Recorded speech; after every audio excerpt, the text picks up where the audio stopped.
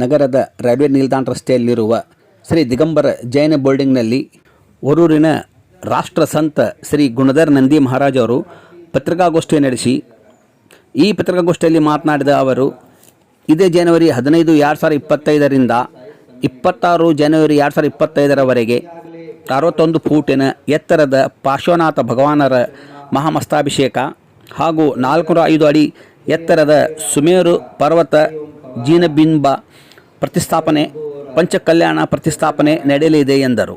ನಾಗರಾಜ್ ಹಂಪನವರು ಮುಂತಾದ ಕರ್ನಾಟಕ ಎಷ್ಟು ಸಾಹಿತ್ಯಕಾರರ ಎಲ್ಲರೂ ಆಮಂತ್ರಣ ಮಾಡಲಾಗಿದೆ. ಅದರ ಜೊತೆಗೆ ಈ ಕಾರ್ಯಕ್ರಮ ಜನಕ್ಕೆ ಸರಿಯಾಗಿ ತಲುಪಬೇಕು, ಸರಿಯಾಗಿ ಮಾಹಿತಿ ಸಿಗಬೇಕು. ಯಾಕಂದರೆ ಅಮೇರಿಕದಿಂದ ಬರೋರು ಜನ ಇದ್ದಾರೆ, ದಿಲ್ಲಿಂದ ಬರೋರು ಜನ ಇದ್ದಾರೆ, ಭೋಪಾಲದಿಂದ ಬರೋರು ಜನ ಇದ್ದಾರೆ, ರಾಜಸ್ಥಾನದಿಂದ ಬರೋ ಜನ ಇದ್ದಾರೆ. ಅವ್ರಿಗೆ ನಾವು ಇಲ್ಲಿ ಕೂತು ಅವ್ರು ಸರಿಯಾಗಿ ಮಾಹಿತಿ ಕೊಡಬೇಕಂತೇಳಿ ಇವತ್ತಿನ ದಿವಸ ಒಂದು ವೆಬ್ಸೈಟ್ ಶ್ರೀ ಮಹಾಮಸ್ತಕಾಭಿಷೇಕ .in ಅಂತೇಳಿ ಒಂದು ವೆಬ್ಸೈಟ್ ಕ್ರಿಯೇಟ್ ಮಾಡಿದಾವ. ಆ ವೆಬ್ಸೈಟ್ನಲ್ಲಿ ಅದರಲ್ಲಿ ಪೂರ್ಣ ವಿವರ ಇದೆ. ಹುಬ್ಬಳ್ಳಿಯಲ್ಲಿ ಬರುವಂಥ ವ್ಯವಸ್ಥೆಗಳು, ವಾಹನ, ಟ್ರೈನ, ಬಸ್, ದೇಶ ಮೂಲಿಂದ ಹೇಗೆ ಬರಬೇಕು ನಮ್ಮ ಕ್ಷೇತ್ರಕ್ಕೆ, ಅದು ಪೂರ್ಣ ವಿವರದಲ್ಲಿ ಕೊಟ್ಟಿದ್ದೇವೆ. ಮಹಾಮಸ್ತಕಾಭಿಷೇಕದಲ್ಲಿ ಅನ್ನ ಪ್ರಸಾದ ಜನ ಪ್ರತಿಯೊಂದು ನಾವು ಗ್ರಾಮದಿಂದ ಧಾನ್ಯವನ್ನು ಅಪೇಕ್ಷೆ ಮಾಡಿ ಜನರಿಗೆ ಅನ್ನ ಪ್ರಸಾದ ಮಾಡುವಂಥ ಅನ್ನದಾತಗಳ ಹೆಸರುಗಳು. ಅದರ ಜೊತೆಗೆ ಕಮಿಟಿ ನಾವು ಒಬ್ಬನೇ ಮಾಡೋಕ್ಕಾಗೋದಿಲ್ಲ. ಮಹಾಮಸ್ತಕಾಭಿಷೇಕ ಹಿಂದಿನ ಕಾಲದಲ್ಲಿ ಒಂದು ದಿವಸಕ್ಕೆ 3-4 ಲಕ್ಷ ಜನ ಸೇರ್ತಿತ್ತ. ಈ ಕಾಲದಲ್ಲಿ ಸಿದ್ದರಾಮಯ್ಯ ಕೃಪಾದಿಂದ ಬಸ್ ಫ್ರೀ ಇದೆ, ಆ ಸುವಿಧಾಗಳು ಬಹಳಷ್ಟು ವ್ಯವಸ್ಥೆ ಇದ್ದಾವೆ.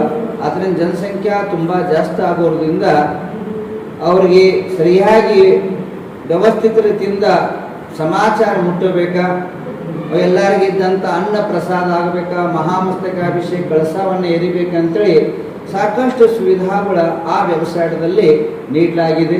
ಮತ್ತು ಆ ಕಮಿಟಿ ಎಲ್ಲಾನು ಸಂಗ್ರಹ ಮಾಡಬೇಕು, ಎಲ್ಲಾನು ಸರಿಯಾಗಿ ವ್ಯವಸ್ಥಿತವಾಗಿ ಮಾಡಬೇಕಾ. ಯಾಕಂದರೆ ಒಂದಲ್ಲ ಎರಡಲ್ಲ 405 ಅನ್ಯ ಸರ್ವಧರ್ಮ ಸಂತಗಳು ಬರ್ತಾ ಇದ್ದಾರೆ.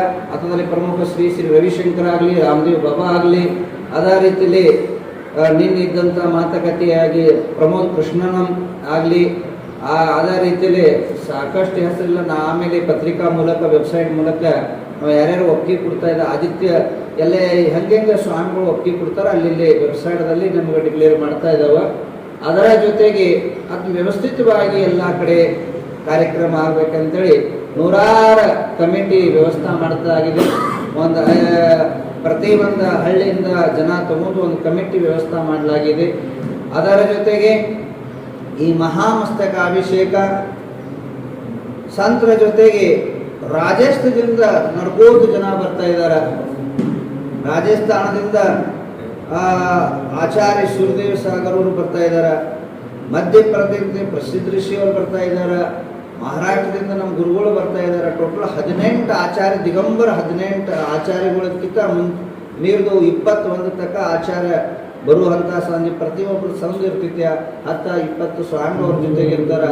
250ಕ್ಕಿಂತ ಹೆಚ್ಚಿದ್ದಂಥ ಸನ್ಯಾಸಿಗಳು ಈ ಮಹಾಮಸ್ತಕ ಅಭಿಷೇಕ ಕೊಡಬೇಕಾದ್ರೆ ಸ್ವಾಮಿಗಳು ಯಾವ ರೀತಿಯಿಂದ ಬರ್ತಾರ, ಎಕ್ಕಡಿದ ಮಾರ್ಗದಿಂದ ಬರ್ತಾರ, ಅಪೂರ್ಣ ವ್ಯವಸಾಯದಲ್ಲಿ ಈ ಸ್ವಾಮಿಗಳು ಈ ಕಡೆ ಬಂದ್ರ, ಇಲ್ಲಿ ಬಂದರ, ಈ ತಲುಪ್ತಾ ಇದಾರ, ದೇಶ ಮೂಲದಲ್ಲಿ ಸಮಾಧಾನ ಮುಟ್ಟಬೇಕಂತೇಳಿ ಒಂದು ವೆಬ್ಸೈಟ್ ಕ್ರಿಯೇಟ್ ಮಾಡಿದವ.